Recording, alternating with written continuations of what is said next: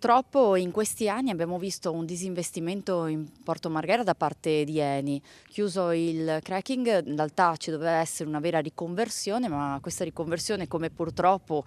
sia i sindacati ma anche noi avevamo previsto, non c'è stata. Il Partito Democratico di Venezia ha presentato una mozione a sostegno delle lavoratrici e dei lavoratori dello stabilimento Versalis di Porto Marghera con una richiesta di intervento urgente del comune che deve assumersi, secondo il PD, la responsabilità politica di difendere ciò che è definito un pezzo fondamentale del proprio tessuto produttivo e sociale. Chiediamo con questa mozione in Consiglio Comunale innanzitutto un sostegno ai lavoratori, ma anche l'apertura di un tavolo di confronto con Eni e con tutte le istituzioni coinvolte e soprattutto che a livello nazionale si parli di Marghera e si parli della crisi anche ovviamente di Porto Marghera e della chimica, perché attualmente non è presente nei tavoli e soprattutto all'attenzione del governo. Da oltre un secolo Porto Marghera rappresenta, o a questo punto il rischio è dover iniziare a dire rappresentava, un presidio strategico per l'economia veneziana e una volta addirittura nazionale. Per idem, la chiusura dell'impianto cracking nel 2022 e i ritardi nel progetto di riciclo meccanico della plastica da parte di Versalis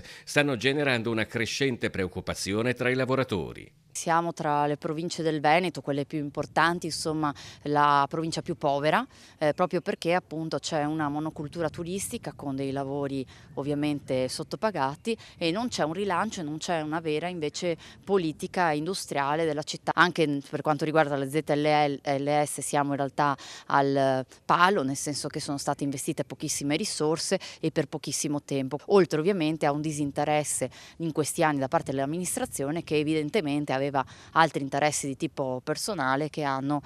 quindi messo da parte invece quelli collettivi.